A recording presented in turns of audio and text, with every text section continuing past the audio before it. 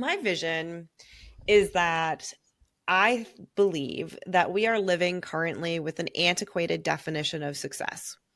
And we are told who to be and what those paths of success look like to get on a ladder and climb. And I believe that not in the future, right now, that model is changing. Hi, and welcome to Lead Well. Welcome back to Lead Well. This week, another wonderful guest here with me, and this is Anusia Gillespie. So, Anusia, you are a lawyer by education and turned into a novelist. And you're still working in the legal area now, educating other lawyers in terms of technology. But you're also a yoga teacher, and you are unfortunately someone who knows firsthand what happens when high achievement comes at the cost of your inner life. And we share a bit of a history there. But you have a debut novel, Soul Tall, and that blends ambition with spiritual awakening. And your work is a response to what you call the great gloom, that creeping sense of flatness when success stops feeling like success. So your story, Anusia, isn't just about leaving law for literature. It's about learning to fight for your light when the rules you followed no longer serve you. Hi, and welcome.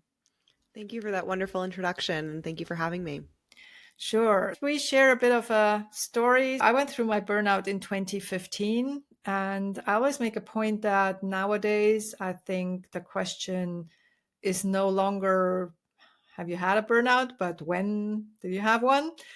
And so I know that gripping flatness that you call the great gloom. So for you, how did it first show up in your body and daily life? I would say that I started working my way away from it. I avoided it the first time it was coming for me. And then the Mhm. second time it kind of creeped up. And so if you go back over 10 years ago, when I practiced law, it was at the same time that I was in my yoga teacher training program. And I had a profound meditation experience where all of a sudden I just saw everything for what it was and realized that I was on the wrong track. And so I think if I had stayed as a law firm associate, I would have experienced burnout then, but I moved away.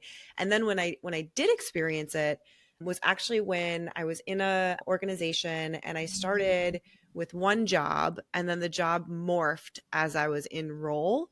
And the name of the book is Soul Toll. And I use that as an analysis now to help me understand when I'm at risk or other people are at risk of burnout, when your work is 100% toll and not Mhm. any or enough soul. And my work at that particular organization had started out 60% soul, 40% toll, and then moved into 100% toll kind of under my feet without me being totally aware of it.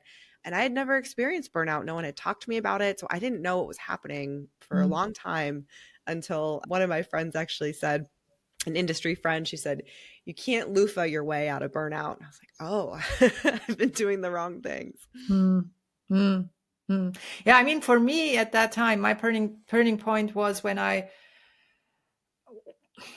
could no longer smile, because smiling for me is something that comes really naturally. And at that point, it was really difficult. I mean, I was crying the entire time and had a really kind of dark days. And so, what kind of experience did you have at this point? Yeah, so for physical symptoms, I would say in that first experience when I avoided it, actually, one of my professors has me come back and tell this story to law students on occasion, where I would be at my desk in the law firm and I wasn't crying. And I know this sounds a little ridiculous, but water was coming out of my eyes. And it Mhm. was like I had no emotion about it. I was just at my desk and water was coming out of my eyes, but it wasn't this emotional cry. It was a very strange Mhm. experience. And then the later time when I would say I actually did experience burnout, it was waking up completely behind and never able to feel like I accomplished something for the day. It was rumination, it was those kinds of things where you're just you can't win. Mm-hmm. Yeah. I remember I could not focus any longer. I mean, I would start opening an email and then there was something that would guide me to a different place. And then I was researching and I was completely lost after 5 minutes. I It's think one other interesting. experience that I had in both times was getting just an email or a text or whatever it was from work, and that ping sound coming in would make me kind of jump. Mhm, mhm, And I was, oh, that's not a normal response. How heightened am I right now that I'm just mhm, jumping at? I don't even know what it said. mhm, Why is that the experience? So mhm, things like that too, where you just notice how wired you are. mhm. And I mean, I'm now working as a coach, and I often see people who really perform extremely well, and nobody notices that they struggle inside. So when you look back at your career, were there any signs that others could have seen and completely overlooked? Yeah, thank you for the question. That's actually where my mind was just going. What I finally realized what was happening, it was because the third person in my life said, "Are you okay?" Mm, And I was like, "Of course I'm okay. I'm always okay." But then by the time the third person said it in a period of 3 months, and from a family member and then two work people, someone within my organization, but that's someone I've just had a long-standing relationship with, so they wouldn't have seen me every day, but saw me in a different state, and then a year later in a different one. So that was a powerful question. Just, are you mhm, okay? And checking in mhm, with people, that finally made me realize it. I think the other tell was my aunt was in my house, and she's, every time I'm here, you still have your jacket on. Do you not stop and take your mm, jacket off when you come in the door? And I just am doing so many things. No, I don't think to take my jacket off. I'm just still yeah, running. I'm running from work to then be a mm, mom and whatever. And I guess I'm just mm. living in my jacket because that seemed like too much to do to take it off. Like Wow. those kinds of things. Wow, wow. And I think it's important for people to realize that when something like that happens, it's a good thing to mention it to the person that is probably struggling behind the scenes. Because I mean, yeah, I had the same. I took a selfie when I was over traveling on business in the UK, and I took a selfie sitting at the pool just in between meetings, and a completely stranger on Facebook wrote back to me, "Are you okay?" And Oh, that as wow. well made me think. Ooh. Yeah, wow. Now, you chose fiction to explore burnout and then purpose. So, I work a lot with neuroscience and visualization. And so, I'm really curious to hear from you. What can story and imagination do for healing that facts or frameworks can't? Yeah, thank you. So I'm thinking of it as a leadership book in fantasy clothing, and really helping people develop some of the tools that weren't packaged and nicely delivered to me as I embarked on my career and in my life. I love that you brought up visualization and creativity. I am a highly visual learner, which I didn't Mm, realize until after graduate school, which is very frustrating because I wish I knew that much earlier on. mm, And so for me, actually, I created a 75 slide PowerPoint deck with images that follows the whole story. So as I wrote, I saw the story and I saw it play out in front of me.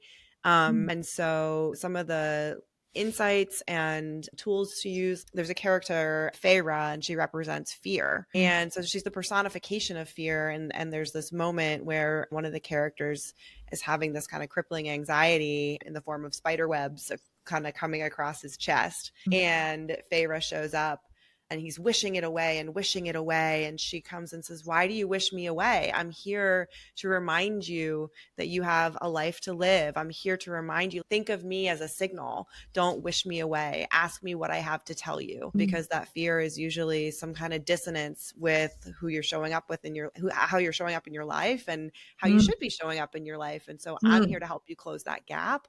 So I think the kind of personification of emotion, of these different tools, and the visualization of that is a really powerful way for people to make these things tangible. These are amorphous concepts. And so until you make them tangible, especially for a visual learner and a visual person, it's really hard to action.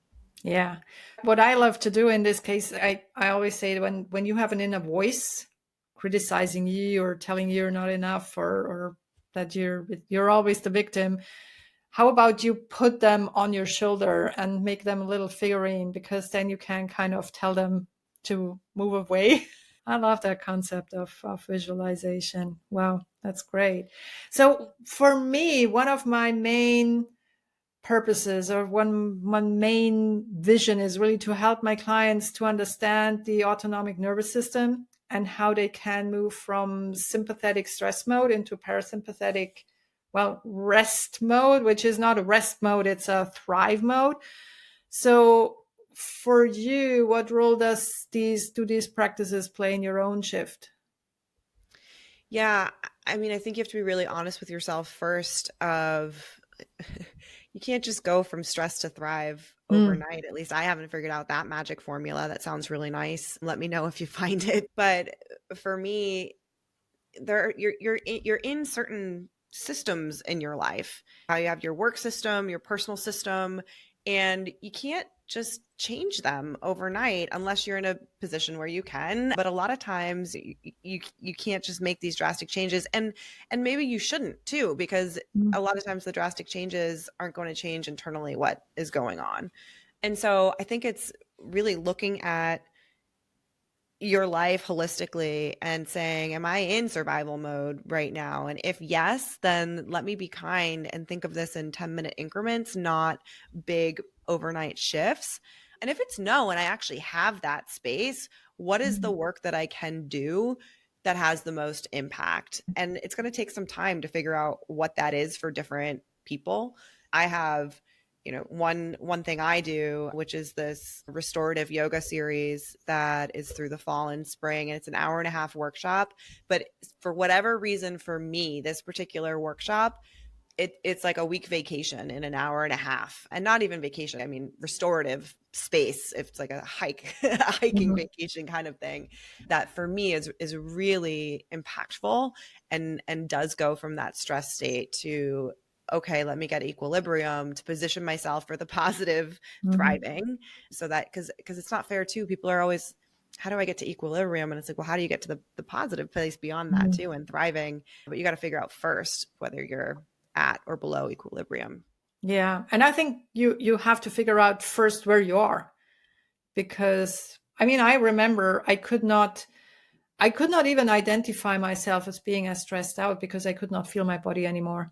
Mm-hmm. And I think that's also something that we have to relearn. Yeah, absolutely. That is a great point of how much you're in your mind versus how Mm. much you're in your body. And I think especially ambitious professionals tend to live very much in their minds. I had an experience in that yoga teacher training where it was forced meditation. I had never meditated before. And I sat there for the first one for 10 minutes and I was literally sweating because I wanted to jump out of my skin and leave so badly. I was like, what is this woo-woo stuff? I am a lawyer. This is weird. I don't like it. And when I opened my eyes, I expected everyone around me to have the same experience and be like, what was this? But no, they were all peaceful and, oh, that was so nice. And I was like, what is happening? It was because I was so in my head and not in my body. And so being Mm. forced to be in my body was a new experience for me, which is amazing because it's this thing I lug around with me everywhere. I should know it a little better. Wow. Yeah.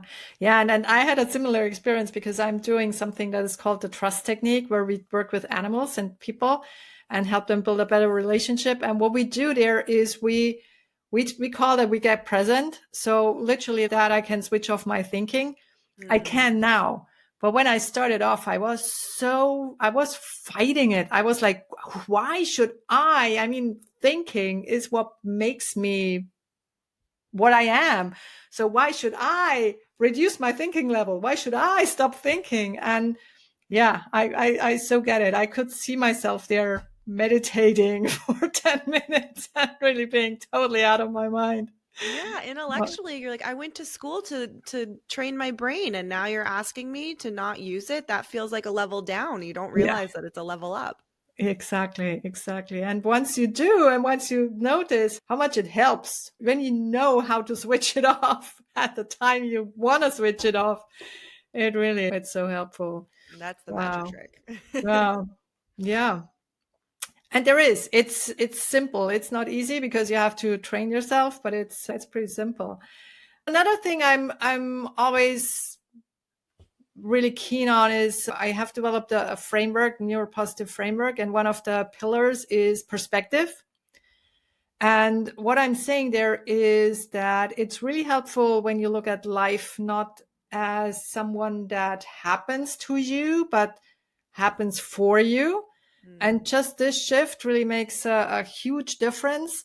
So when you moved through this phase of fear and discomfort, what is in hindsight an unexpected gift or perspective that has shown for you at that time? Empathy and EQ, which is something that at work people consistently give me feedback on, of how do you know that that person is thinking that way or feeling that way? And I'm like, how do you not put yourself in their shoes and help them think through the way that they would be? It's not all logic, it's people's perspective. So I feel like I've really accelerated just in understanding other people by understanding myself. Not that I would impute what I know about myself to other people, but it just has made me more curious and empathetic and thinking through that lens. That would be one big piece of it. So being also more open to actually watch and listen to Yeah, others. absolutely. And open generally. I mean, again, ambitious people, we're wired to for control. We're Mhm. wired, if I put this effort in, I will get this outcome and I have control over that. And as you go, it's interesting. It's the more I find people pushing at something and batting and batting and batting and trying to get that control, I'm like, either you're going down the wrong path because it shouldn't be that hard, or you're just not seeing another way to get there. But Mhm. I think letting go of that, of control, and saying, here's my objective. There are a lot of different ways to get there. Let's experiment to figure out what the best way is, or be open to an alternative path that opens up that I haven't even thought of yet. That control to surrender is, I think, an amazing skill set as well, and something Mhm. that took me a long time to come around to. And I still struggle Mhm. with that every day, of, but I want this thing. So I'm going to do the work to get it. Exactly. Yeah. Wow. Now I can so relate to that. And I know a lot of my listeners can as well. So, and also a lot of my listeners, there are really high achievers and they do quietly feel disconnected. And so if one of them is listening right now, what's one small experiment that you would suggest they do and try today to begin, as you call it, fighting for their light? Yeah, and thank you for bringing up that phrase, fight for your light. I think people naturally know if they're in a system, and even though I'm using kind of ambiguous language, where their light is being dimmed, where you're Mm. not shining, where you're constantly being made smaller, where your value, you aren't being valued in the right way. And so I think those are really practical ways to just look at it and see what's happening there.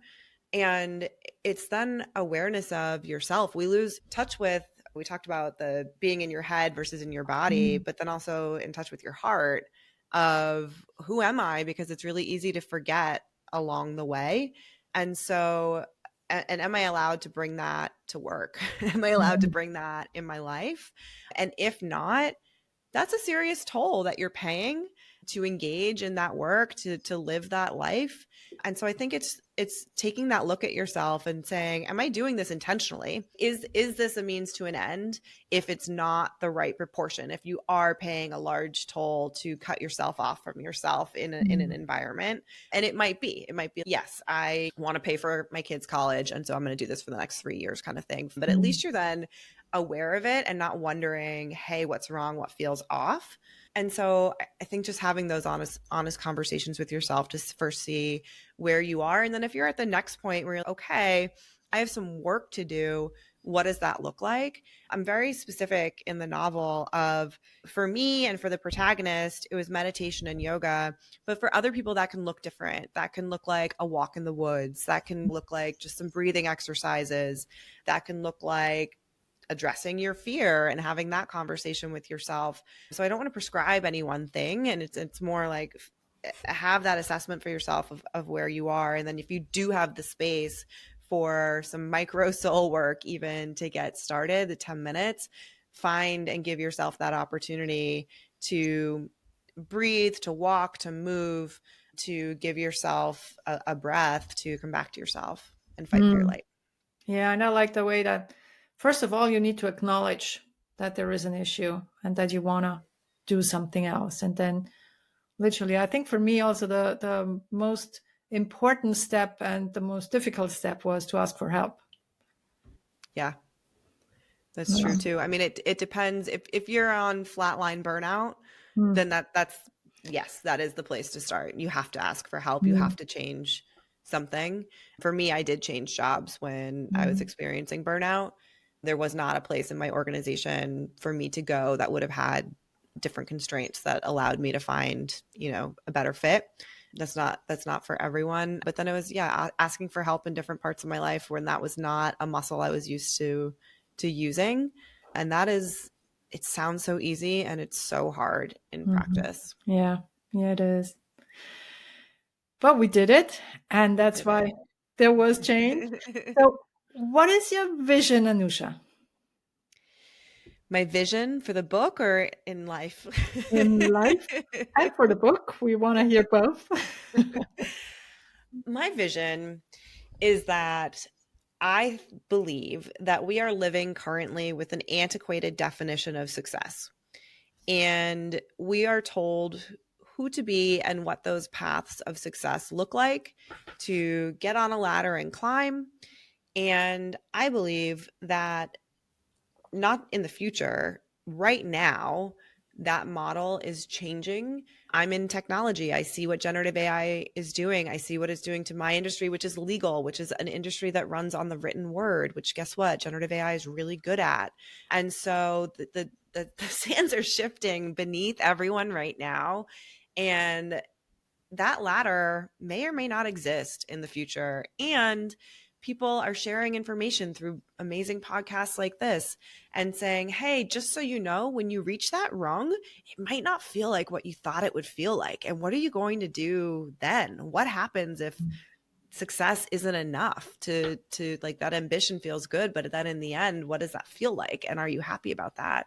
So long way of saying my vision is to help have Soul Toll come into the world, to have people define success for themselves in this new era and in a way that allows them to have the courage and the tools to pave their own path that is truer to themselves and not just based on who the world is telling them to be.